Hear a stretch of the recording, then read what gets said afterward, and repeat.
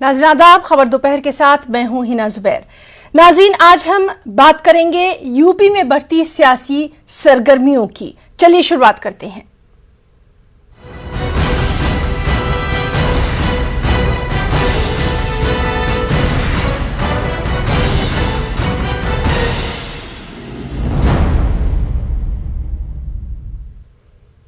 जी हां, सुझाव, दाव और चुनाव।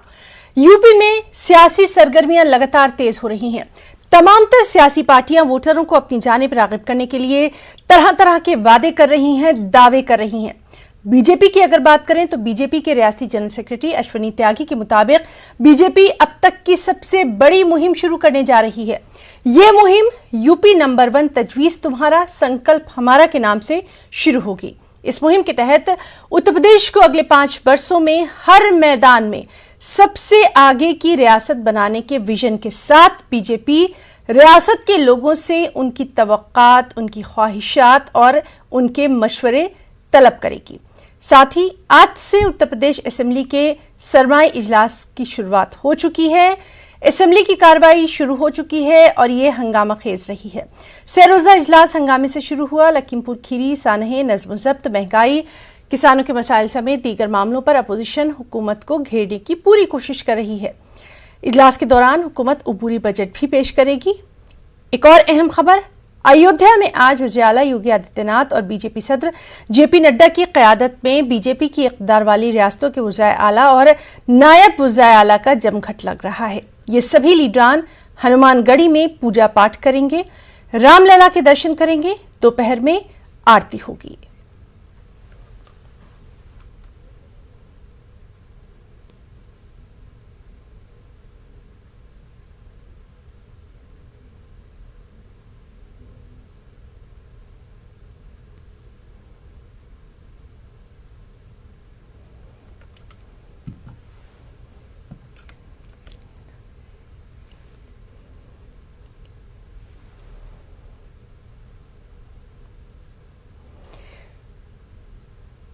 तो नाज़रीन, आपको बताएं कि यूपी में सियासी सरगर्मियां लगातार तेज होती जा रही हैं।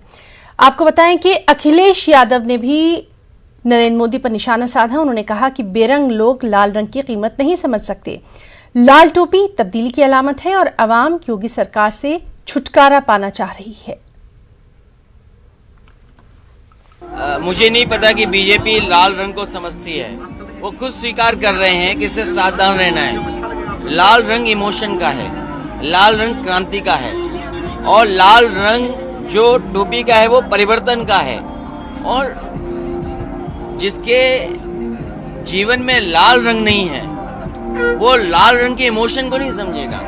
दुर्गा माँ की चुनरी लाल है, सिंदूर लाल है और सबसे अच्छी बात है आपके चैनल पे भी लाल है। ये लाल कलर वाइब्रेंट कलर है। Lakhimpur Khedi was planned and they are saying that they should invoke murder charges. Do you think Ajay Vishateni should resign now? कम से कम ये जांच अब बाहर है और लोग जान गए हैं कि दोषी जो लोग हैं वो साजिश कर रहे थे। पहले दिन जिन पर सवाल खड़े हुए थे वो आज भी सरकार में हैं। तो बिना इस्तीफा दिए उनको हटाए क्या उम्मीद कर सकते हो कि किसी को न्याय मिलेगा? सवाल ये नहीं है कि किसके लिए क्या कहा गया है, सवाल ये कि काशी किस लिए जाना जाता है और किसने नहीं देखा माँ गंगा के अंदर हजारों लाशें बही हैं। लोगों को 1 दिन 2 दिन तक इंतजार करना पड़ा कि जब उनकी दाह संस्कार परिवार के लोगों का नहीं हुआ। ये जो पाप हुआ इस सरकार में और जिस समय दवाई का, बिस्तर का, ऑक्सीजन की जरूरत थी, इंजेक्शन की जरूरत थी, तब इस सरकार ने अनाज छोड़ा था। इसलिए इस सरकार के खिलाफ हैं। बीजेपी के पास सुविधा है किसी के भी स्टेटमेंट को ट्विस्ट करने के लिए। आज सवाल बेरोजगारी का है। सवाल ये नहीं कि काशी में आखिरी दिन कौन गुजारेगा, सवाल ये है कि सरकार के आखिरी दिन बचे हुए हैं। और नाज़रीन, हमारे साथ 2 खास मेहमान मौजूद रहेंगे। चलिए पहले हम आपका तारुफ करवा देते हैं। हमारे साथ मौजूद हैं बहुत ही खास मेहमान शुभेंदु शेखर अवस्थी जी, बीजेपी तर्जुमान हैं, बीजेपी स्पोक्स पर्सन हैं, जिनसे लगातार हम बात करते रहे हैं। साथ ही साथ प्रोफेसर धर्मेंद्र यादव जी भी हमारे साथ अब से कुछ देर में मौजूद रहेंगे, समाजवादी पार्टी से हैं ये। शुभेंदु शेखर अवस्थी जी, बहुत आपका वेलकम करना चाहेंगे अपने खास प्रोग्राम खबर दोपहर में। और जिस तरह से लगातार हम देख रहे हैं यूपी में कहीं ना कहीं सियासी बिगुल बच चुका है। आज बाकायदा पूजा अर्चना रामलला के दर्शन के साथ उसकी शुरुआत भी हो जाएगी।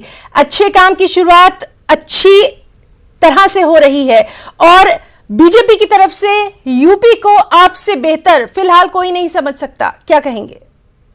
देखो हिना, मैं एक ही बात कहता हूं कि भाजपा एक कैडर बेस्ड पार्टी है और हमेशा चुनाव के लिए तैयार रहती है।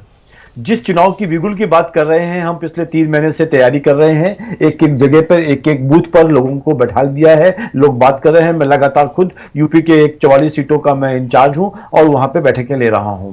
तो मेरा ये कहना है कि हम तो ऑलरेडी बिगुल बजा चुके हैं, हम लोग बिगुल का बजने का वेट नहीं करते हैं। मेरे को ऐसा लगता है कि जनवरी के पहले वीक में आचार संहिता लगेगी और यदि पिछले बार का प्रोग्राम को कॉपी किया गया इस बार भी, तो पश्चिमी उत्तर प्रदेश से चुनाव चालू होगा और जनवरी के पहले सप्ताह में यदि आचार संहिता लगती है तो तीसरे सप्ताह से चुनावों की वोटिंग चालू हो जाएगी। तो हम लोग तो तैयार हैं। दूसरी चीज, आपने कहा कि मंदिर जाके हमने बिगुल बजाते, तो हमारा तो जो हम 1991 में कर रहे थे, जो 1925 में संघ के निर्माण से कर रहे थे, 1951 में कर रहे थे और आगे भी करेंगे। हम सभी पवित्रकार अपने धार्मिक स्थलों पर जाकर वहां से शुरुआत करते हैं, तो आज भी किया जा रहा है। जो लोग आए थे, कल हमारे सीएम थे और जो बनारस में पहुंचे थे, तो उनकी मन की इच्छा थी कि वो अयोध्या मंदिर होके वापस लौटे अपने अपने राज्यों में। तो आज वो लोग विजिट कर रहे हैं, जा रहे हैं, नड्डा जी भी वहीं पे हैं। जी बिल्कुल, शुभेंदु शेखर जी, आपसे हम लगातार अपना जो बातचीत है वो जारी रखेंगे। हमारे साथ प्रोफेसर धर्मेंद्र यादव जी भी मौजूद हैं, समाजवादी पार्टी के तर्जुमान हैं, स्पोक्स पर्सन हैं एसपी के। धर्मेंद्र यादव जी, आपका बहुत इस्तकबाल करना चाहेंगे अपनी खास पेशकश खबर दोपहर में। और जिस तरह से लाल रंग को देकर कहीं ना कहीं लगातार बयानात सामने आ रहे हैं, कई चेहरे भी लाल हो गए हैं, क्या कुछ कहना चाहेंगे?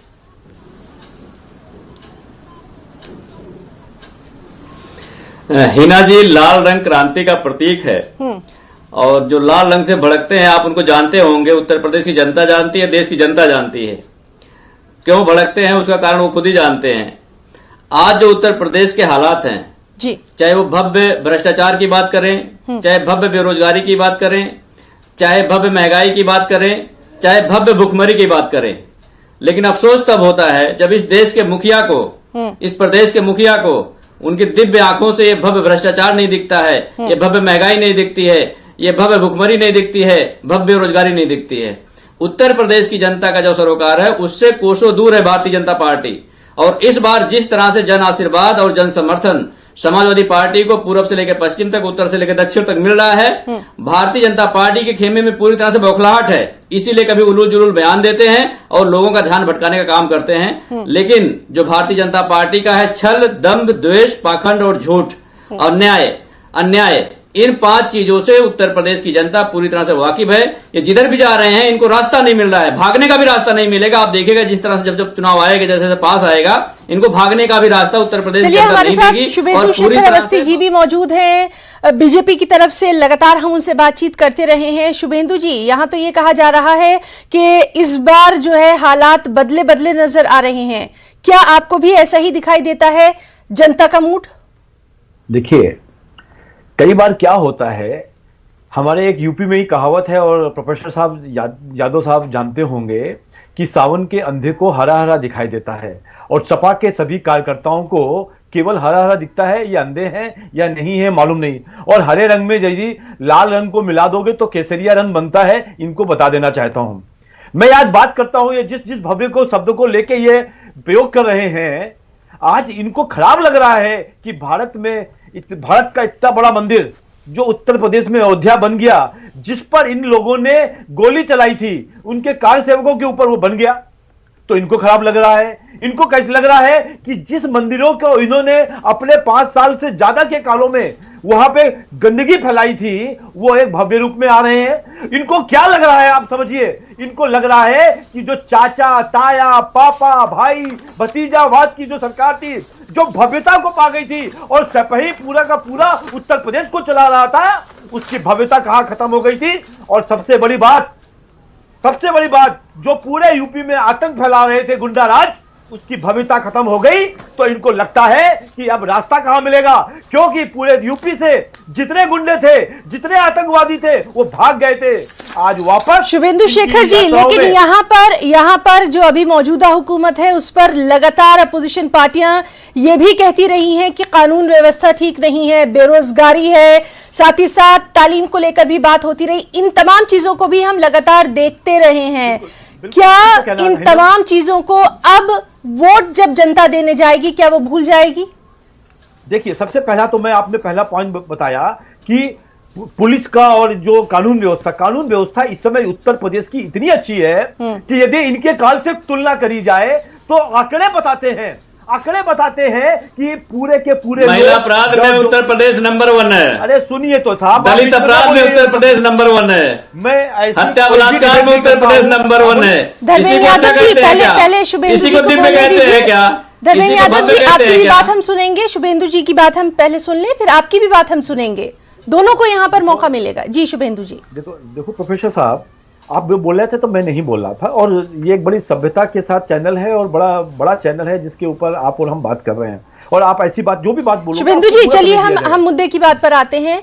हाँ, मैं ये कहना चाह रहा हूं कि जो कानून व्यवस्था पर और महिलाओं के ऊपर अत्याचार के ऊपर यदि हम कंपैरिजन करें तो पिछली सरकारों से ये स्थिति इतनी शून्य में आ गई है, इतना कम हो गया है। हाँ, फिर भी इतना बड़ा 22-24 करोड़ का राज्य है, कहीं ना कहीं घटनाएं हो रही है, उसको भी ठीक करने का प्रयास किया जा रहा है। दूसरी चीज जो मैं बताना चाहता हूं जी, इन्होंने बताया कि महंगाई और बेरोजगारी के ऊपर भी जो आप विषय कह रहे थे, महंगाई 2 सालों के ऊपर, आज आप सोचो कि 22 करोड़ 24 करोड़ की जनता के ऊपर यदि टीकाकरण हुआ और जो चीजें 2 साल से पूरा देश जूझ रहा है, जिस कोरोना से पूरा देश ही क्यों कहूं, पूरा विश्व जिस चीजों से जूझ रहा है, उसके बावजूद भी यदि पूरे भारत की जो विकास की दर है वो यदि डबल डिजिट के पास पहुंच गई है, तो ये भी समझ में आना चाहिए। ठीक है, आपकी इसी बात को आगे बढ़ाएंगे। धर्मेंद्र यादव जी, यहाँ तो ये कहा जा रहा है कि सब कुछ ठीक है, सब कुछ सही है, तरक्की कर रहा है उत्तर प्रदेश। हिना जी, आप भी जानती होंगी एनसीआरबी के आंकड़े जो कहते हैं, उस बात को एक चोर रास्ते से निकल के चले जाते हैं। बोले इतनी बड़ी आबादी है इसलिए ऐसा हो जा रहा है। अजय मिश्रा टेनी के बेटे ने किसानों को टायर से कुचल दिया। क्या ऐसे भारत का निर्माण करेंगे ये लोग? क्या ऐसे उत्तर प्रदेश का निर्माण करेंगे? क्या कार्रवाई हो गई मुझे बताइए? जो कह रहे माफिया जेल में है, अरे माफिया भारतीय जनता पार्टी की कैबिनेट में बैठे हुए हैं, उन पे कोई कार्रवाई नहीं करेंगे।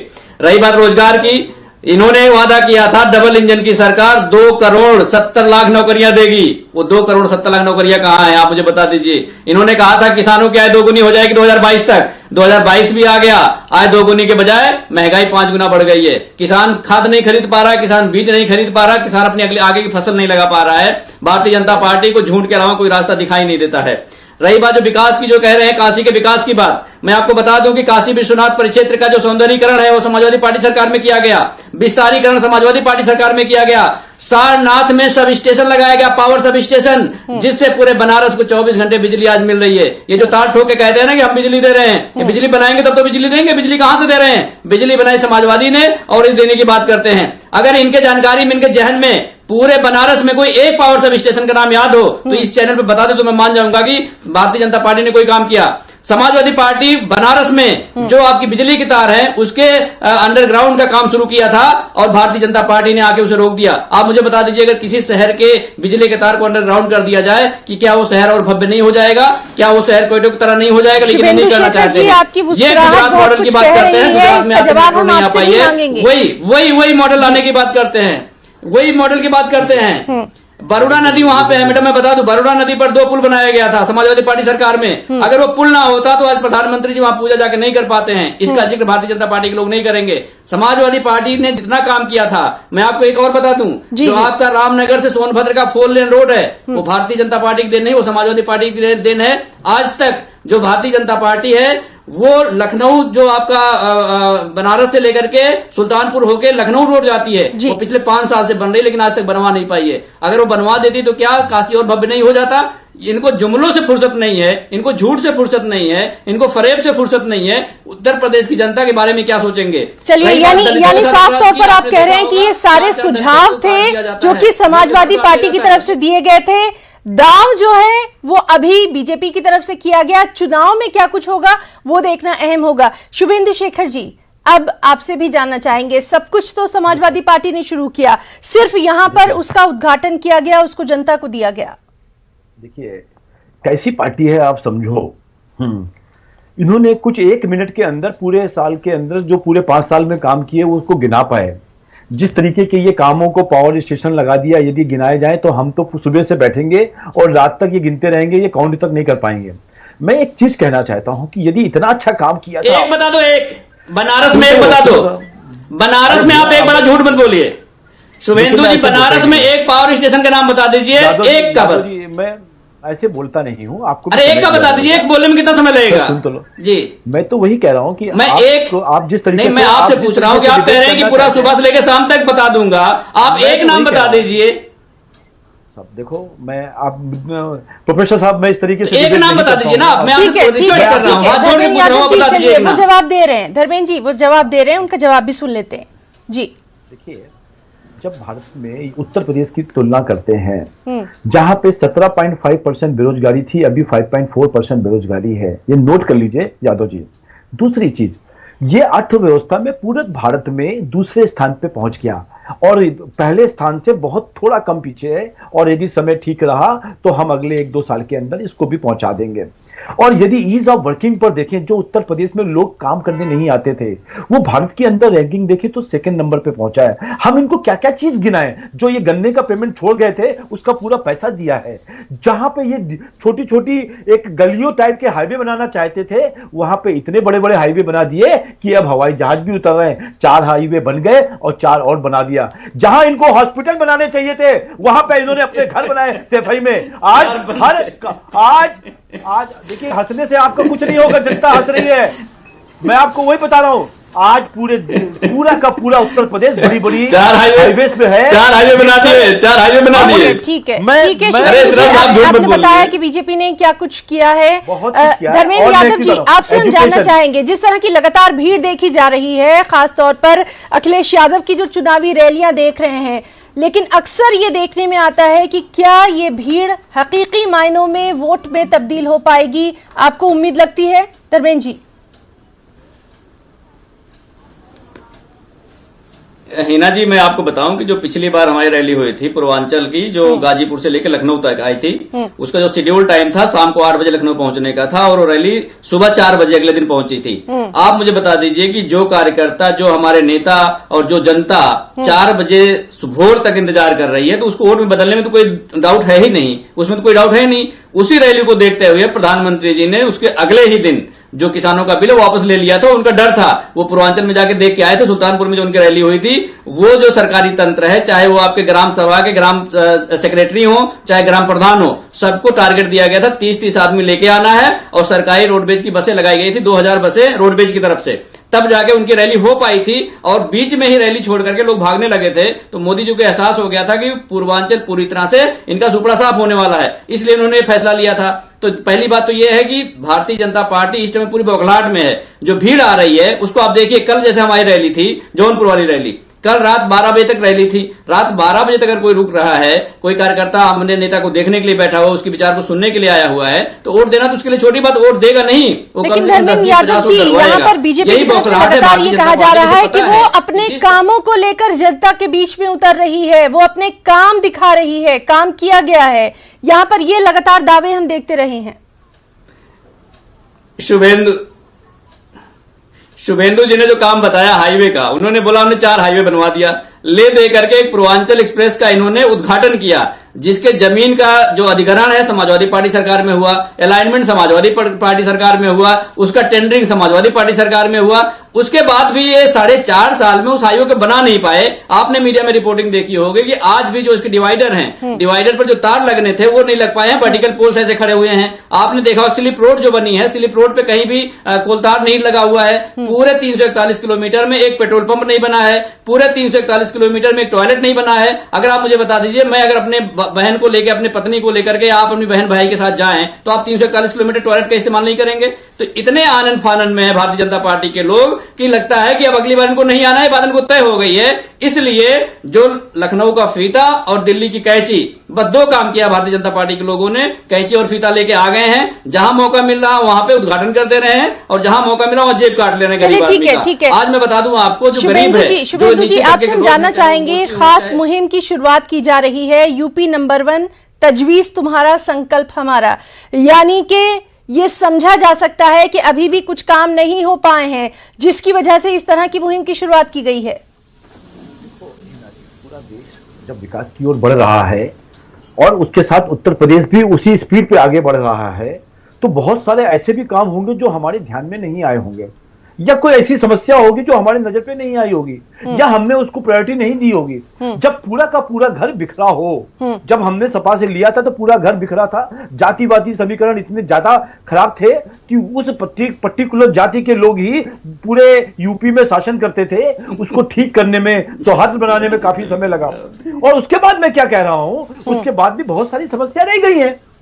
तो हमारे चीफ मिनिस्टर जी ने आज जो चालू किया है कि ऐसी कोई और समस्या रह गई हो जो उत्तर प्रदेश को नंबर 1 पे ले जाना चाहती है, तो आप दीजिए, उसको पूरा करने का प्रयास करेंगे। इसलिए वो योजना चालू करी है, आज वो विषय चालू किया गया, कैंपेन चालू करी गई है।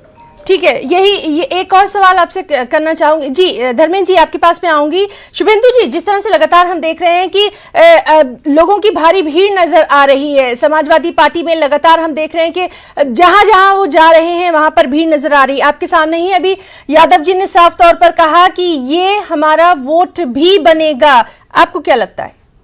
देखो, आपको याद होगा पीछे बुआ के साथ इन्होंने एक बड़ा समझौता किया था, ठीक है, और बुआ के साथ समझौता तो हो गया पर नीचे के कार्यकर्ताओं ने हाथ नहीं मिलाया और क्या स्थिति हुई, लोकसभा से लेकर विधानसभा में इनको खुद भी नहीं याद कर पाए कि गिनतियां उंगलियों पर आ गई इनकी। मैं आज दोबारा ये कहना चाहता हूं कि जनता तो इस पूरे एपिसोड की एक ऐसी है जो जस्टिफाई करती है कि किसने काम किया, किसने काम नहीं किया। यदि इन्होंने इतना काम किया जिसको ये कह रहे हैं, तो जनता इनको हटाती क्यों? और जनता ने हटाया है, और हमने यदि काम नहीं किया होगा तो जनता हमको हटा देगी। पर ठीक है, संख्या की बात कर रहे हैं, धर्मेंद्र यादव जी जल्दी से इसका जवाब चाहेंगे। लखनऊ से लोग जाते हैं और सफाई से लोग जाते हैं, विशेष जाति के लोग हैं जो जौनपुर में मीटिंग करते हैं। धर्मेंद्र जी इसका जवाब जरूर चाहेंगे जी। शुभेंदु जी ने बहुत सही बात बोली है कि गलत काम करेंगे जनता इनको हटा देगी। ये बात तय है कि जनता इनको हटाएगी, इसमें कोई दो राय नहीं है।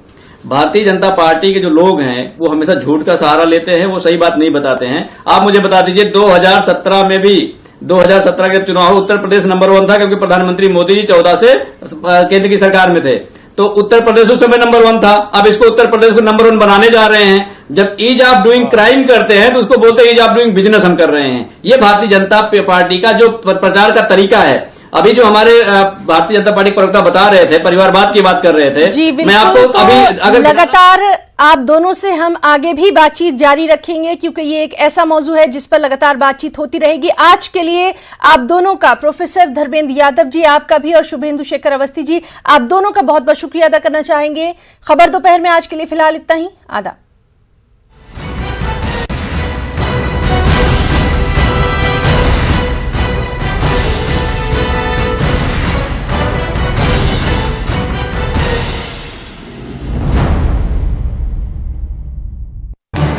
इस न्यूज हेडलाइंस के प्रायोजक पेट सफा आयुर्वेदिक जूस।